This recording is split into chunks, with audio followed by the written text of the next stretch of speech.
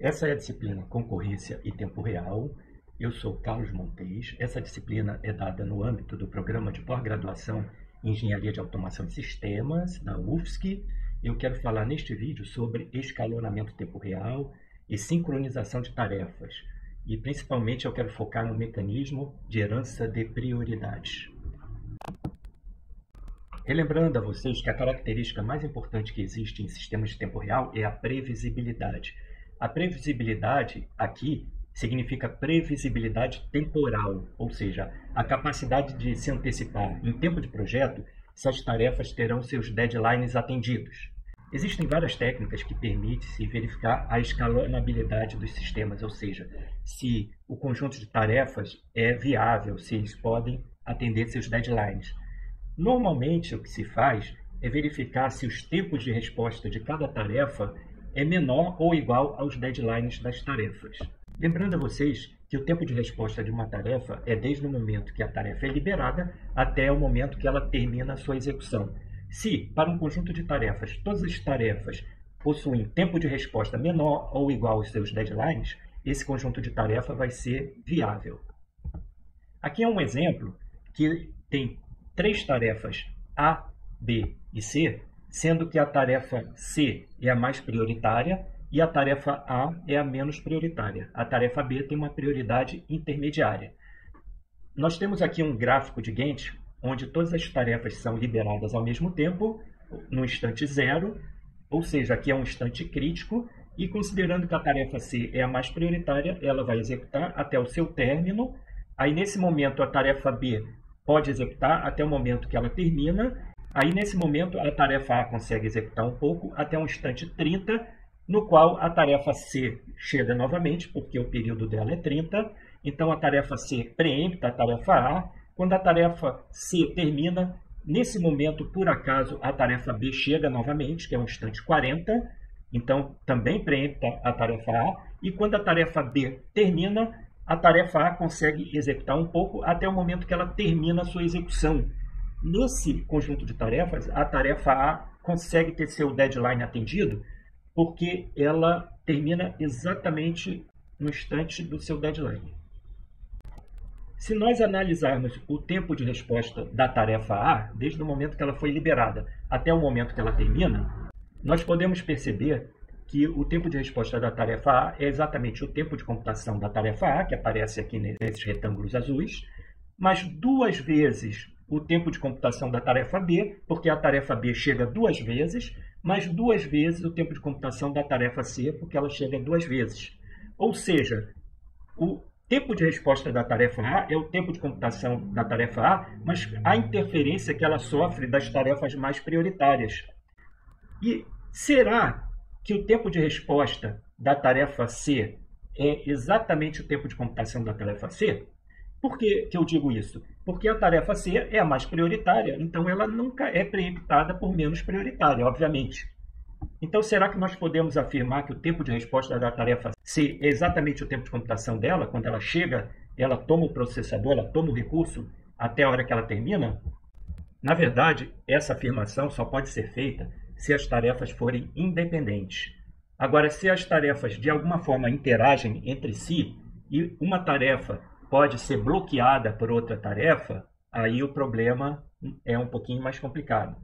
Porque uma tarefa mais prioritária, ela pode ser bloqueada por uma menos prioritária.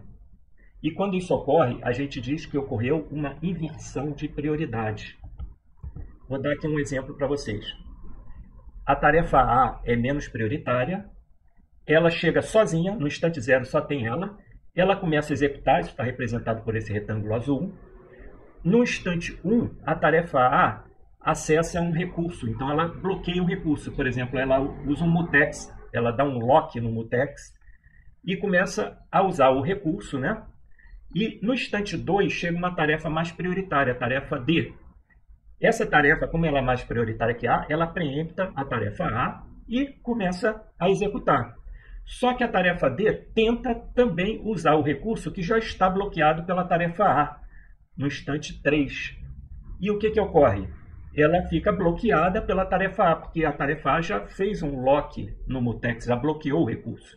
Então, nesse momento, que está representado por esses retângulos vermelhos, a tarefa D é bloqueada, a tarefa A volta a ganhar o processador, executa dentro da seção crítica, né, porque ela está usando o recurso que foi bloqueado, então ela executa, até o momento que, no instante 6, a tarefa A sai da seção crítica, dá um unlock no mutex, por exemplo, ela sai da seção crítica, e nesta hora a tarefa D é desbloqueada, como ela é mais prioritária que a A, ela preempta a tarefa D executa dentro da seção crítica, a tarefa D termina de executar na seção crítica, executa mais um pouquinho e termina a sua execução. Quando a tarefa D termina a sua execução, a tarefa A pode voltar a executar e finalmente termina. Então, vocês observem que a tarefa mais prioritária, ela ficou do instante 3 ao instante 6 bloqueada por uma menos prioritária. Isso é uma inversão de prioridade. Isso, a princípio, não é um problema para análise de tempo de resposta das tarefas, porque o analista, o projetista, ele pode levar em consideração esse tempo. O projetista pode dizer que o tempo de resposta da tarefa D agora é o tempo de computação dela mais o bloqueio que ela pode ter de uma tarefa menos prioritária. Então, isso é perfeitamente factível numa análise de escalonamento tempo real. O problema é que essa inversão de prioridade pode ser ilimitada. E aí eu vou mostrar para vocês. Imaginem que existam agora mais duas tarefas, B e C, que têm prioridade intermediária entre A e D. A A é menos prioritária, a D é mais prioritária, e a B e C têm prioridades intermediárias. Então, continuando aquele exemplo, a tarefa A está sozinha. No instante 1, ela entra na seção crítica. No instante 2, a tarefa mais prioritária chega, preempta a tarefa A. Num determinado instante aqui, uma de prioridade intermediária B chega, mas como a mais prioritária está executando, ela não executa. Só que, nesse instante 3, a tarefa mais prioritária tenta entrar na seção crítica e fica bloqueada pela tarefa A, conforme a gente já viu. O problema é que, nesse momento que a tarefa D é bloqueada, quem executa agora não é a A, porque tem uma tarefa mais prioritária que a A, que é a tarefa B, que começa a executar. E o problema maior é que a tarefa B não quer usar o recurso compartilhado, não quer entrar na seção crítica.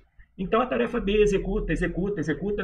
No momento 4, por exemplo, chega uma tarefa intermediária C, que preempta a tarefa B, e essa tarefa C também não quer usar a seção crítica.